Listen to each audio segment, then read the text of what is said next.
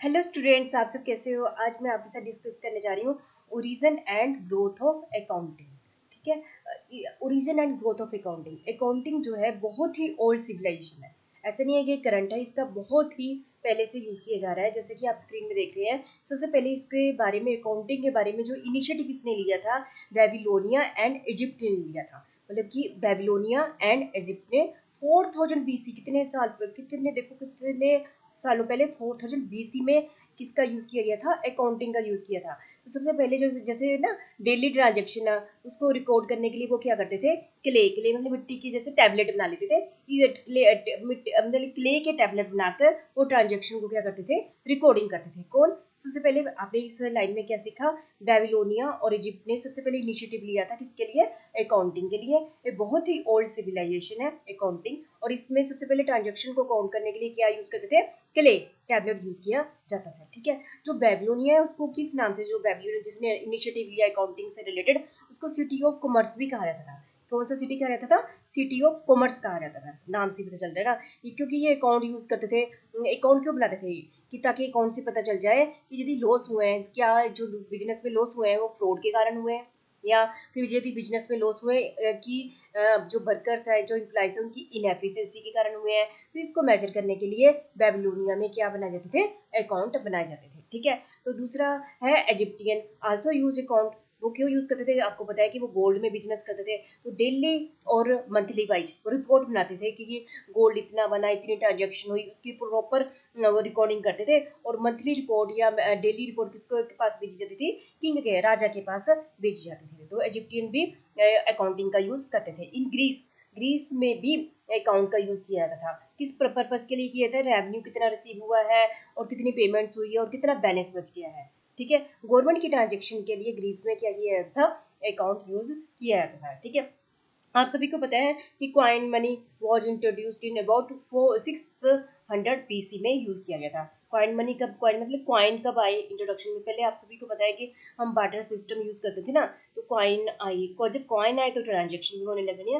तो इस 600 BC में इसका यूज होने लगा। जो रोमन एम्पायर है उन्होंने भी अकाउंट का बहुत ही यूज किया। जैसे डेली ट्रांजेक्शन को रिकॉर्ड करते थे, और जैसे कोई रिसीव होनी, कोई पेमेंट होनी, उसकी लेजर और कैश बुक बनाते थे मंथली बेसिस पर। तो रोमन एम्पायर में भी किसका यूज किया जाता था, अकाउंटिंग का यूज किया जाता था। और चाइना आल्सो यूज, चाइना भी आल्सो, चाइना गवर्नमेंट ने भी अकाउंट का यूज किया ड्यूरिंग द चाओ डायनेस्टी में, इसका यूज किया था। ठीक है, अकाउंटिंग का के बारे में आपसे अकेला ये नहीं कि इन कंट्रियों, जैसे मैंने बताया इस कंट्री ने यूज किया, इस कंट्री ने यूज किया। इसके बारे में हमें कहाँ पर मिलता है, मेंशन कहाँ किया गया है, बाइबल में भी किया गया है।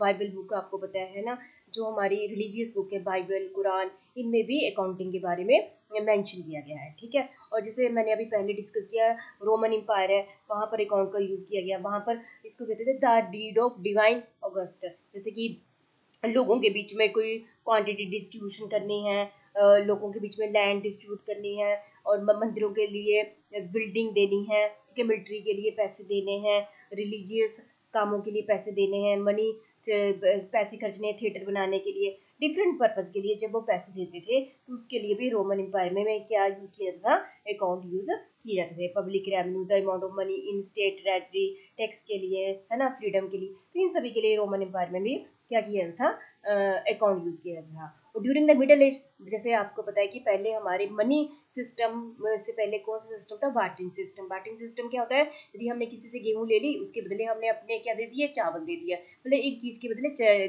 दूसरी चीज़ दी जाती थी। जो ये मुझे जरूरत भी नहीं थी तब भी मैं ले लेती थी, क्योंकि मेरे पास कोई ऑप्शन नहीं होती थी। फिर क्या आया, आपको अभी बताया जाए 600 BC के करीब क्या आया, मनी मनी मनी आ गई। मनी आ गई मतलब कि अब मैं कोई चीज़ लूँगी तो उसके बदले क्या दूंगी, पैसे दूंगी। ठीक है, तो जैसे ही मनी आई वैसे ही monetary economy in 13th century, merchant जो कि होते थे व्यापार करने वाले, उन्होंने क्या करना स्टार्ट कर दिया, बुक कीपिंग करनी स्टार्ट कर दी, to keep a record of multiple transaction. ठीक है, डबल एंट्री सिस्टम का स्टार्ट होगी उस समय। जैसे जैसे वो ट्रांजेक्शन करने लगे, रिकॉर्ड करने लगी ये ट्रांजेक्शन है, वैसे वैसे वो बुक कीपिंग भी स्टार्ट होगी। एक साइड डेबिट होता था, क्रेडिट होता था, एंड अपनी ट्रांजेक्शन के थ्रू वो डेबिट और क्रेडिट करते थे।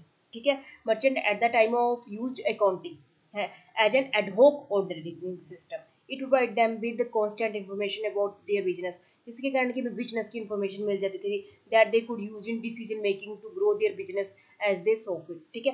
मतलब कि उससे क्या होता है कि टाइम पर वो डिसीजन ले पाते थे, और बिजनेस में क्या होता था कि ग्रो के लिए वो डिसीजन टाइम पर ले पाते थे, ठीक है। मतलब कि एक टाइप से क्या करता था, ये फाउंडेशन मतलब बेस का काम करता था, ठीक है। और या आज का भी जो अकाउंटिंग सिस्टम है, जो पहले अकाउंटिंग सिस्टम बना था उसका आज उसी यही बेस है हमारा, ठीक है। Scotland also occupies the place of priority of the modern profession of the account. जो स्कॉटलैंड थे ना, उसने क्या किया, अकाउंटिंग को मॉडर्न प्रोफेशन का रूप दे दिया, ठीक है। उसने क्या कर दिया, Scotland we find the oldest existing society of public accountant, ठीक है। तो ये ठीक है, मतलब कि आपने देखा कि कितनी कंट्रीज इन्वॉल्व थी अकाउंटिंग की डेवलपमेंट के लिए, ठीक है। George Bateson initiated the spread of accounting across the world, मतलब पूरे वर्ल्ड में फैलाने का काम किसने किया, जॉर्ज बैटसन ने किया। और हम ये तो हम जानते ही हैं, इंग्लैंड और है ना वेल्स ने सबसे पहले 1880 में इंस्टीट्यूट, जो क्योंकि इंग्लैंड का हम इसलिए कहते हैं क्योंकि आपको पता ही है कि इंडिया इंडिपेंडेंस से पहले इसके अंडर था, तो इसका हमारे अकाउंट में बहुत ज़्यादा इफेक्ट है।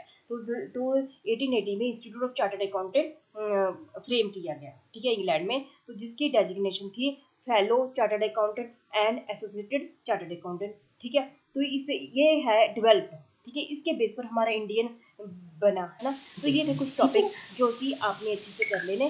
थैंक यू वेरी मच, ठीक है। और आपने इसको बहुत अच्छे ढंग से कर लेना, ठीक है। हेलो स्टूडेंट्स, आप सब कैसे हो। जैसे कि आप सभी अकाउंट का जब हम शब्द सुनते हैं, अकाउंटिंग सब जब हम सबसे पहले पढ़ते हैं कि अकाउंटिंग अकाउंटिंग है ना, तो सबसे पहले नाम आता है लुकास पैसिओली का, क्योंकि इसको फादर ऑफ द अकाउंटिंग भी कहते हैं, फादर ऑफ द बुक, क्योंकि सबसे पहले जो बुक कीपिंग से रिलेटेड जो बुक पब्लिश की थी एज ऑफिशियल लेवल पर, वो किसने की थी, लुकास पैसिओली ने की थी, ठीक है, 1494 के करीब, ठीक है। तो आज हम इसके बारे में डिस्कस कर लेते हैं। इन्होंने ओरिजिन एंड ग्रोथ में कितने हेल्प की, किसमें, अकाउंटिंग में, ठीक है। तो Lucas Pacioli the father of the accounting, इसको क्या कहा जाता है, फादर ऑफ अकाउंटिंग। अकाउंटिंग का फादर किसको कहा जाता है, यदि आपसे पूछे भी, लुकास पैसिओली। इन्होंने किस टाइम पीरियड के बीच में किया, 1447 से लेकर 1517 है, was the first person to publish detail. जो एक ऐसे पर्सन थे जिन्होंने डिटेल में, है ना, उसके डबल एंट्री सिस्टम के बारे में बताया, ठीक है, बुक पब्लिश की डबल एंट्री सिस्टम, जैसे कि वो हम आज के टाइम में भी पढ़ते हैं। देखो, हम कहते हैं ना, हम नई नई इन्वेंशन करें, तो इतने साल पहले इतने इंटेलिजेंट पर्सन जिन्होंने हमें डिटेल में डबल एंट्री सिस्टम दिया, और आज के टाइम में भी हम उसको यूज़ कर रहे हैं। देखो कितने इंटेलिजेंट हो गए, है ना। ही वॉज एन इटलियन, वो क्या था, सबसे पहले क्या था, मैथमेटिशियन थे, और फ्रांस के फ्रेयर थे, ठीक है। वो ऑल्सो कोलेबोरेटेड विद, उसने ये सारा काम उन्होंने अपने फ्रेंड के साथ मिलकर किया, ठीक है। जो उनका फ्रेंड था वो भी मैथ के लेसन लेते थे इनसे, पैसिओली के से पास से, ठीक है। Most of the accounting principle and cycle describe by Lucas वो are still in use to this very day, मतलब कि उन्होंने जितने भी प्रिंसिपल दिए बुक, जो हमारे डबल एंटी सिस्टम से रिलेटेड, वो हम आज भी यूज़ करते हैं, ठीक है। इस डॉक्यूमेंटेशन इंक्लूड, उनके डॉक्यूमेंट में क्या कहते हैं, जर्नल, हम आज भी यूज़ करते हैं, हम सभी को पता है जर्नल क्या है, मतलब कि इतने साल पहले उन्होंने हमें ये यूज़ किया है, उन्होंने बुक कीपिंग में journal, ledger, year end closing date, जैसे कि ट्रायल बैलेंस उन्होंने दिया, है ना, post accounting, accounting ethics, account को बनाते समय आपने किन एथिक्स को ध्यान में रखना है, रूल 72, ठीक है। And extensive work on the double entry accounting system, मतलब ने बहुत ज़्यादा काम किस पर किया है, डबल एंट्री सिस्टम पर किया है। इस जैसे स्लाइड से आप क्या समझे हैं कि जो हमारे फादर ऑफ अकाउंटिंग कौन है, लुकास पैसिओली है। उन्होंने वो सबसे पहले क्या थे, मैथमेटिशियन थे और फ्रेयर थे, ठीक है। तो उन्होंने डबल एंट्री सिस्टम पर बहुत ही डिटेल में काम किया। उनके डॉक्यूमेंट में मेन कौन कौन से आते थे, जर्नल, लेजर, ठीक है, ट्रायल बैलेंस आते थे। उन्होंने एथिक्स की, अकाउंटिंग एथिक्स के बारे में भी बताया। उन्होंने स्टार्टिंग में ये काम अपने फ्रेंड्स के साथ मिलकर किया, ठीक है। ये था मेन कि लुकास पैसिओली किसे कहते हैं। और जो पैसिओली उन्होंने अपना मेन क्रेडिट किनको दिया, कोट कोट गली को, क्योंकि जो उनके फ्रेंड थे उन्होंने सिर्फ, जो ऐसे नहीं कि पैसिओली ने सबसे पहले डबल एंट्री सिस्टम पर काम करना स्टार्ट किया। कहते हैं कि इटली में 100 साल पहले भी इस पर काम स्टार्ट हो गया था, लेकिन 36 ईयर पहले ही कोट गली ने किसको डिस्क्राइब कर दिया था, जो डबल एंट्री सिस्टम को डिस्क्राइब किया था। लेकिन मेन जो होता है ना, मेन काम जिस पर डिस्क्राइब करके एक ऑथेंटिक वे में किसने इसको पब्लिश किया है, पैसिओली ने किया, ये ठीक है। और history is blood and some historian actually suggests that the double entry accounting system was in use of 100 of years, जैसे मैंने आपको पहले ही कहा दिया ना, तो ये है ना। और फिर ठीक है, आपने कर लिया। वो जो लुकास पेसियोली कहते थे कि आपने रात को सोना नहीं है जब तक आपके डेबिट और क्रेडिट जो दोनों साइड की एंट्री होती है ना वो आपस में मैच नहीं कर जाती है, ठीक है। तो Lucas Pacioli is the father of the accounting who introduce double entry system in 1494, ठीक है। तो इटली के थे ये, ठीक है। उन्होंने कहा कि एक अच्छा सा मर्चेंट बनने के लिए 3 चीज़ें चाहिए होती है। क्या चाहिए होता है? कैश सफिशिएंट, क्या एक बिजनेस को चलाने के लिए सफिशिएंट कैश चाहिए होता है, गुड्स कीपर चाहिए होता है, एंड अकाउंटिंग सिस्टम। सबसे पहले इम्पोर्टेंट क्या है? Accounting system which low him to view his finance at a glance, ठीक है। तो उन्होंने बोला ट्रायल बैलेंस सबसे एंड में बनाते हैं, जैसे जनरल लेजर बनाने के बाद ट्रायल बैलेंस बनाते हैं। जो ट्रायल बैलेंस का जो बैलेंस है डेबिट और क्रेडिट क्या होना चाहिए? मैच, लेफ्ट और राइट साइड के जो बैलेंस है वो मैच होने चाहिए, ठीक है। यदि मैच नहीं हो रहे हैं तो इसका मतलब वहाँ पर मिस्टेक है। कहाँ पर मिस्टेक कर दी गई है? हमने लेजर में कर दी गई है, तो हम उसको इंटेलिजेंटली उसको रिकवर कर सकते हैं, ठीक है। पेसियोली ने आल्सो रोट समाधि अर्थमेटिक पर उन्होंने अपन लिखा है, ज्योमेट्रिक पर लिखा है, प्रोपोर्शनेट पर लिखा है। उन्होंने इसी के साथ साथ 27 पेजेस की बुक कीपिंग के बारे में लिखा है, जो कि जो subject of record keeping and double entry accounting के बारे में लिखा है, ठीक है। फिर जो पेसियोली की बुक है जो बुक कीपिंग पर है वो आज के टाइम में रेफरेंस बुक के लिए यूज की जाती है and teaching tool on the subject of book keeping and accounting for the next several 100 year. बहुत सालों तक उन्हीं की बुक जो कि उन्होंने 27 पेजों की बनाई थी बुक कीपिंग से रिलेटेड, वो आज भी मतलब बहुत सालों तक उसका यूज होता रहा, ठीक है। This was the first time that symbol of plus and minus appeared in printed book. पहला टाइम था ये कि प्रिंटेड बुक में प्लस और माइनस साइन दिखाई देने लग पड़े, ठीक है। This book was the first non published work on the topic double entry book keeping, ठीक है। तो आपको पता चल गया लुकास पेसियोली जो थे जिन्होंने सबसे पहले double entry book keeping system पर काम किया और इसका काफ़ी सालों तक इसका यूज़ होता रहा, ठीक है। और फर्स्ट नॉन प्रिंटेड बुक, ठीक है, इटली की ये सबसे पहली प्रिंटेड बुक थी किस पर? डबल एंट्री सिस्टम पर, ठीक है। तो चलो डबल एंट्री सिस्टम की डेवलपमेंट फिर होती रही 14th सेंचुरी में इटली में हुई, जिसमें AC लिटेंटन ने भी इसके 7 इंग्रेडिएंट दिए हैं। क्या दिए हैं? Power to change ownership implying wealth productivity, है ना, wide spread interchange of goods, present use of future goods, recording due to the limit of human brain, money as the common denominator of exchange, arithmetic mean of computer। ये था double entry system. बस मैंने इस video में आपके साथ यही discuss करना था। लुकास पेसियोली को मैंने डिटेल में आपके साथ इसलिए डिस्कस किया क्योंकि इसका बहुत ही ज़्यादा रोल है डबल एंट्री सिस्टम में। ये इन्होंने पहले बुक पब्लिश की थी किस पर? डबल एंट्री सिस्टम पर, और जिसका काफ़ी सालों तक यूज़ होता रहा, ठीक है। तो जैसे इनको क्या कहा जाता है? फादर ऑफ द अकाउंटिंग कहा जाता है, ठीक है। तो ये आपको सभी को इसके बारे में अच्छे से पता चल गया, आपने इसको अच्छे से समझ लिया। हेलो स्टूडेंट्स, जैसा कि आप सभी को बताया कि लास्ट 2 वीडियो से हम क्या डिस्कस कर रहे हैं? Origin and growth of accounting. थोड़ा सा और डिस्कस कर लेते हैं इस वीडियो में कि इन इंडिया, है ना, 30 सेंचुरी से पहले से जैसे चंद्रगुप्त के बारे में आपने पहले ही सुना हुआ। उनके जो मिनिस्टर थे कुटलिया, है ना, उन्होंने कौन सी बुक लिखी थी? अर्थशास्त्र लिखी थी। तो उसमें भी क्या कैसे अकाउंट मेंटेन किए जाते थे इसके बारे में क्या किया गया था? डिस्क्राइब किया गया था, ठीक है। The book has a chapter the business of keeping up accounts in the office of accountants, ठीक है। The business of keeping up accounts in the office of accountants. This chapter describes how record of accounts are to be maintained in accounts office and the method of checking accounts. Shri K.S. Iyer was a pioneer of commercial and accounting education in India. ठीक है? In India, the Institute of Chartered Accountant of India was established on 1st July 1949. कब is the Institute of Chartered Accountant India में कब established हुआ था? 1st जुलाई 1949। जैसे कि आप सभी को पता है कि आज के टाइम में हमें बिजनेस करना है तो बहुत ज़्यादा कंपटीशन है। हमें अकेला इंडिया में ही नहीं बल्कि दूसरी कंट्री के साथ भी कंपटीशन करना पड़ता है, और हमारी मार्केट भी बहुत ज़्यादा वाइड हो गई है, ठीक है। टेक्नोलॉजी भी बहुत ज़्यादा चेंज हो गई है, जिसके कारण कि हमें अकाउंट तो बहुत ही ज़रूरी है, ठीक है। लेकिन अकाउंट हमें किस चीज़ में हेल्प करता है? Recognise as a tool. और अकाउंट क्या है? एक टाइप से टूल है of mastering various economic problem. क्या कहता है? Of mastering various economic problem to systematically write the economic history of the organisation, ठीक है। इससे हम सिस्टमेटिकली क्या लिख सकते हैं? Economic history of the organisation. To provide information for decision making, ये हमें क्या प्रोवाइड करता है? ताकि हम डिसीजन ले पाए और अफेक्टिंग द ऑर्गेनाइजेशन फ्यूचर, ठीक है। अकाउंट में हेल्प करता है। To be written in quantitative term, क्योंकि जो अकाउंट है हमें किस रूप में प्रेजेंट किया जाता है? क्वान्टिटेटिव टर्म में प्रेजेंट किया जाता है, ठीक है। Data partly of report summarizing various portion of these data partly of the plan established by management to guide the business operation। ये हमें किस चीज़ में हेल्प करता है? बिजनेस के अकाउंट हमें बिजनेस के ऑपरेशन करने में बहुत ही हेल्प करता है। जैसे कि आप सभी को बताया कि हमने अकाउंटिंग स्टैंडर्ड भी अपनाते हैं। अकाउंटिंग स्टैंडर्ड क्या होता है कि ताकि जैसे कि आपने एक जैसे मैंने अपना कंपेयर आपके साथ करना है, तो अभी हम तभी कंपेयर कर पाएंगे ना यदि हम दोनों के स्टैंडर्ड क्या होंगे, सेम होंगे। ठीक है, तो अकाउंट में कुछ स्टैंडर्ड सभी अपनाते हैं। ठीक है, और जैसे कि अकाउंटिंग जो अकाउंट है वो कौन यूज करता है? Company, corporation, government and individual must use at least basic accounting principle during their life. सारे अपने बेसिक प्रिंसिपल सभी यूज करते हैं ड्यूरिंग देयर डेली एक्टिविटीज के लिए। It is important element of business and over thousand of year has evolve into what we know as in modern accounting today. ठीक है, यदि आप सभी ने पता है कि आज अकाउंट का बहुत ही रोल है। आप किसी भी डिपार्टमेंट में चले जाएं, वहाँ पर अकाउंटेंट की पोस्ट होगी। इसलिए यदि आपने फ्यूचर बनाना है तो आप MBA बैचलर डिग्री कर सकते हैं MBA के लिए।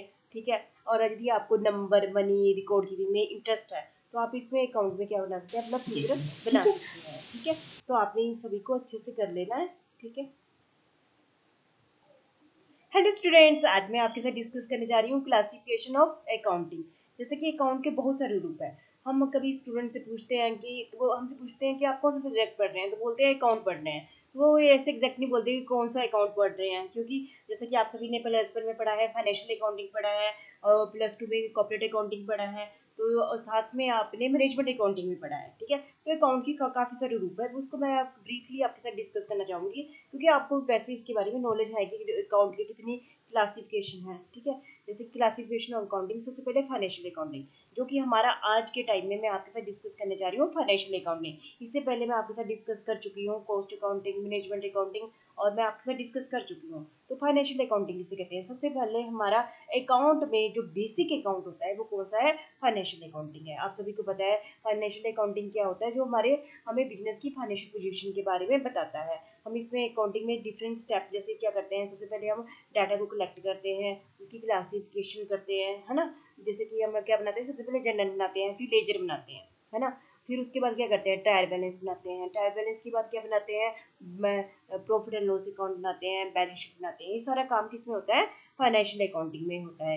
ये कंपनी की या किसी बिजनेस की एक साल की क्या बताता है, फाइनेंशियल पोजीशन के बारे में बताता है। एक साल में कंपनी को कितने रेवेन्यू हुआ है, प्रॉफिट हुआ है, नेट प्रॉफिट कितना हुआ है, ग्रोस प्रॉफिट कितना हुआ है, इसके बारे में बताता है। ये कंपनी का बेसिक अकाउंट होता है, जिसके लिए जो कंपनियां होती है ना, उनके लिए कंपल्शन होता है कि वो हर साल अपनी एनुअल जनरल मीटिंग में अपने फाइनल अकाउंट को क्या करें, प्रेजेंट करें। तो बहुत ही इंपॉर्टेंट डॉक्यूमेंट हमारा कौन सा है? फाइनेंशियल अकाउंटिंग, जो कि हम इस बीकॉम फर्स्ट ईयर में भी पढ़ेंगे और आपने +1 में भी पढ़ा हुआ है। ठीक है, तो financial accounting the main purpose of this type of accounting is to record business transaction in the books of account in such a way that operating result for a particular period. Operating result मतलब जो कि business में को करने पर जो भी result आते हैं, and financial condition on a particular date can be known for the information of the various group of person. ठीक है, फाइनेंशियल अकाउंटिंग का समझिए। कॉस्ट अकाउंटिंग, ये अभी हम पूरा एक टॉपिक कर चुके हैं, कॉस्ट अकाउंटिंग।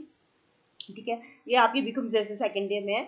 कॉस्ट अकाउंटिंग क्या होता है? कॉस्ट अकाउंटिंग हम इसलिए करते हैं ताकि जैसे ये एक कंपनी है, वो मैन्युफैक्चरिंग का काम करती है, तो हमने देखना है कि जो वो प्रोडक्ट प्रोड्यूस कर रही है उसकी कॉस्ट कितनी पड़ी है। ठीक है, टोटल कॉस्ट कितनी पड़ी है, पर यूनिट कॉस्ट कितनी पड़ी है। और दूसरा कॉस्ट अकाउंटिंग का मेन मकसद क्या होता है? कॉस्ट को कंट्रोल करना। कंट्रोल का मतलब क्या होता है ना, कि जब हमने सोचा था कि कॉस्ट इतनी आनी चाहिए लेकिन कॉस्ट ज़्यादा आ जाती है, उसको कंट्रोल करना। चाहे वो हमने मटेरियल पर कंट्रोल करना है, लेबर पर कंट्रोल करना है, एक्सपेंसेस पर कंट्रोल करना है। कॉस्ट अकाउंटिंग में हम जैसे सेग्रीगेट भी करते हैं कॉस्ट को, जैसे वेरिएबल कॉस्ट, फिक्स कॉस्ट, ऐसे भी सेग्रीगेट करते हैं कि डायरेक्ट कॉस्ट कौन सी है, इनडायरेक्ट कॉस्ट कौन सी है, फिर उस पर हम काम करते हैं। ठीक है, ओवरहेड्स क्या है।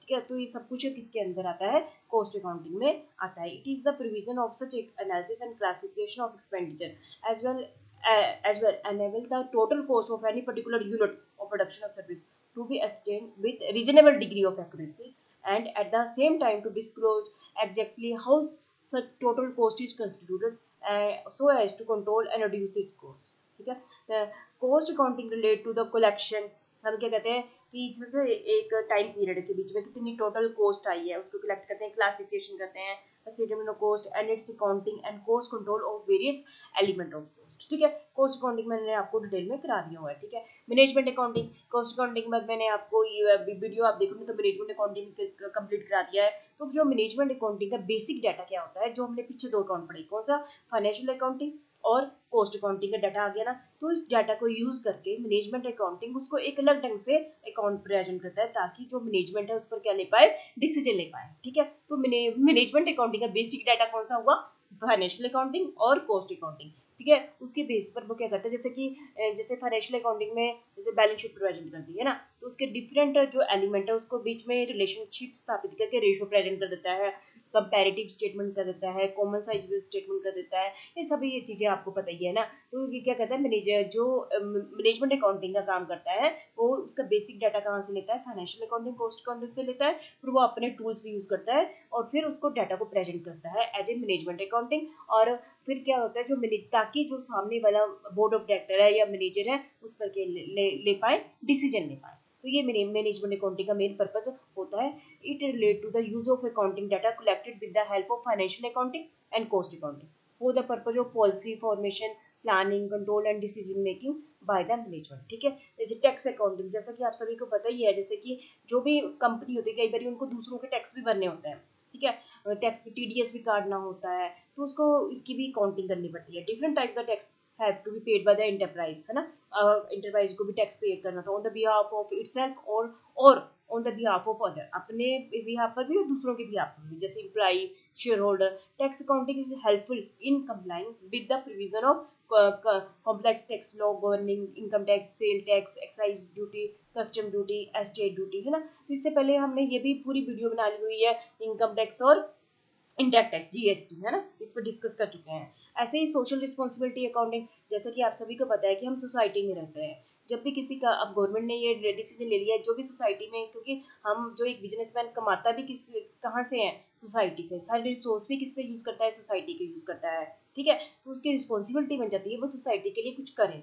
ठीक है, तो उसके लिए वो अकाउंटिंग यूज करता है, तो उसको मेंटेन करना कि ये रिकॉर्ड करना, तो उसको मतलब social responsibility accounting. It is concern with social responsibility aspect of a business. Management is held responsible for what it contribute to the society, well-being and progress. ठीक है, उसने सोसाइटी के लिए क्या किया है, सोसाइटी की प्रोग्रेस के लिए क्या किया है। It is the process of identifying, measuring and communicating the social effect of the business decision to permit informed judgment and decision by the user of information. ठीक है, ये थे क्लासिफिकेशन ऑफ अकाउंटिंग जो मैंने आपके साथ डिस्कस किया कि ये कैसे हमारी कितनी क्लासिफिकेशन होती है। ठीक है, तो ये आपने बहुत अच्छे ढंग से कर लेना। ठीक है।